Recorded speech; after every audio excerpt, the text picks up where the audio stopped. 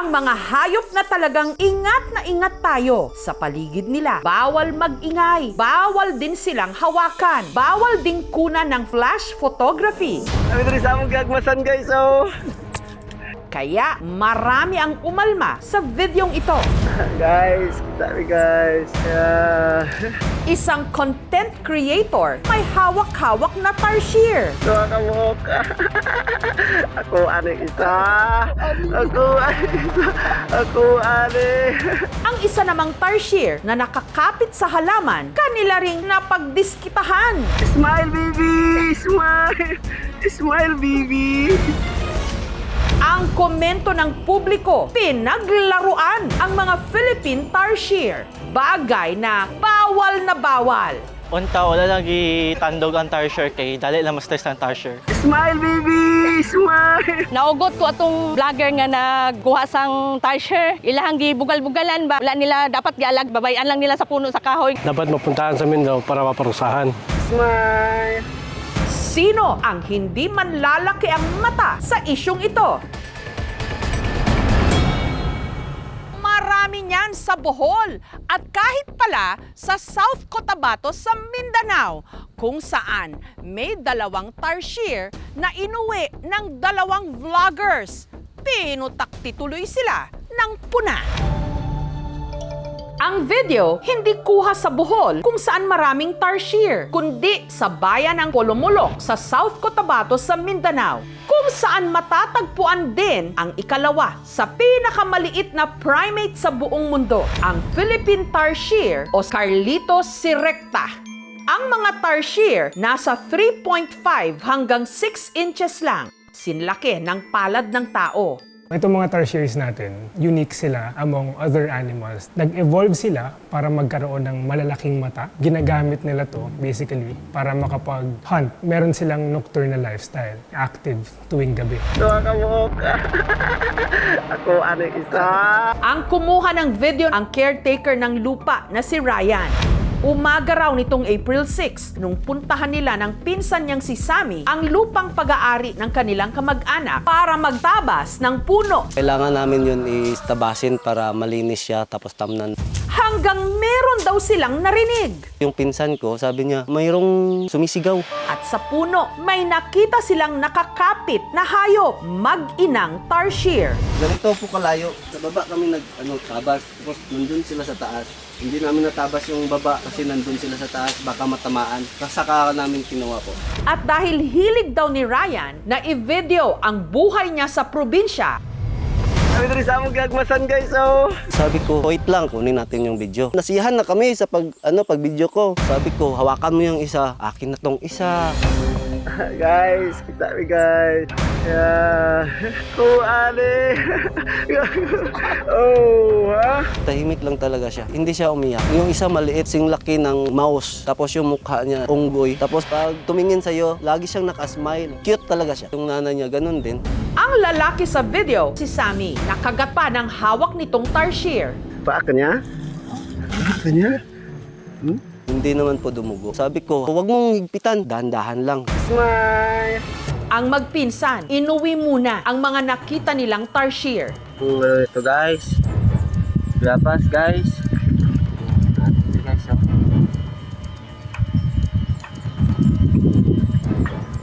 Ang baby niya guys. Ayan.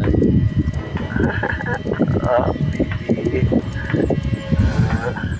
Matapos mapakain, agad naman daw nilang pinakawalan ng mga ito. Nakanawalan ko na guys. Doon lang sa likod bahay ko rin pinakawalan. Gusto ko lang po kasi silang i-rescue kasi wala po silang maanuhan na doon na area talaga. Kasi dinimulis na namin yung area nila doon eh. Wala talaga akong intention manakit. Pero sa mga in-upload na video ni Ryan, Guys, kita guys. walang natuwa. Smile now, vlog now, kulong later. Pakialamero, hindi dapat ginagalaw ang mga tarsier. Dapat aksyonan agad yan ng DENR.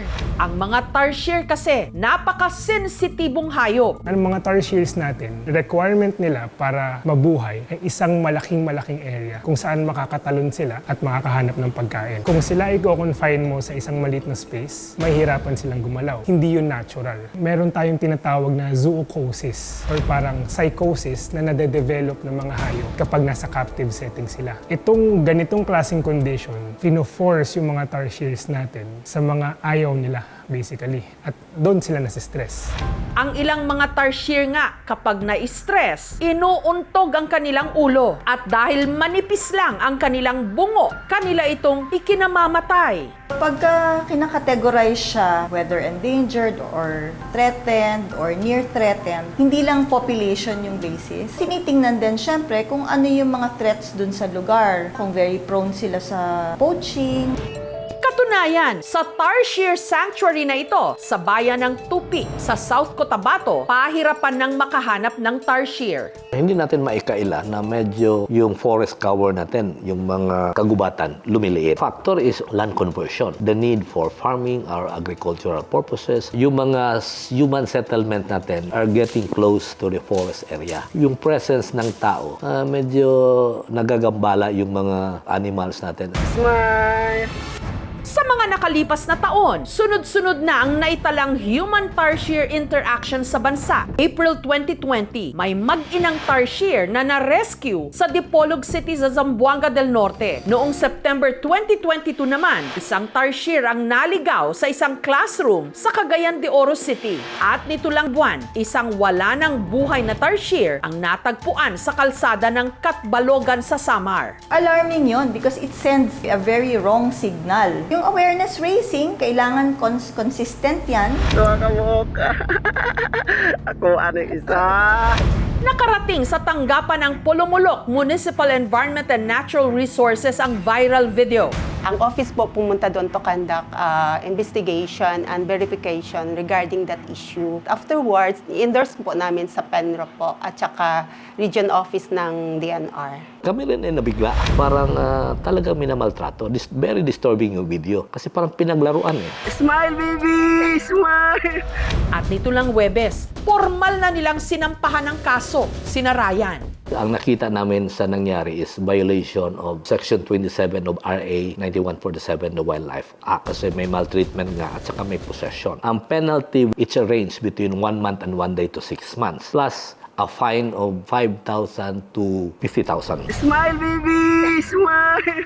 We're trying to look into the violations of NIPAS Act because during the interview, it was discovered na nakuha ito nila doon nangyayari sa protected area. May clearing operation. Smile! Kakapanlumo na nangyayari yon. Parang natutuwa pa sila dun sa ginagawa nila. Dapat parating makukol yung attention nila o ng mga netizens natin sa ganung maling practice at hindi nila dapat i-encourage yung mga ginagawa ng mga vloggers para lang makakuha ng views. Nagbigay sila ng letter sa akin para sagutin po yung mga anomalya na nagawa ko. Explanation yung hinahanap nila. Tanggapin ko na lang kung mapaparusahan talaga ako, kung hindi talaga makaya na masitil talaga yun. Sorry din po sa mga abala sa kanila sa DNR. Siguro pag makakita ako noon ng mga wild animals dito, hindi ko nagagalawin siguro. Hayaan ko na lang sila. Kailangan maging responsable na ako sa pagbablog.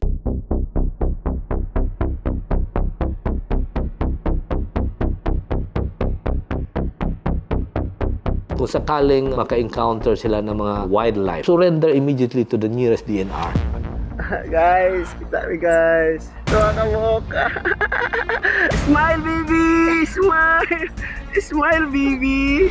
Tunay ngang nakamamanghang makakita ng Philippine tarsier. Kakaibang uri talaga sila ng hayop, pero lagi pong tandaan, isipin muna ang kanilang kapakanan. Huwag silang paglaruan, hindi laging for the content lang.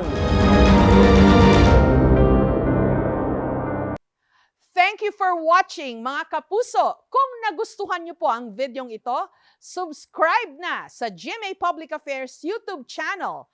And don't forget to hit the bell button for our latest updates.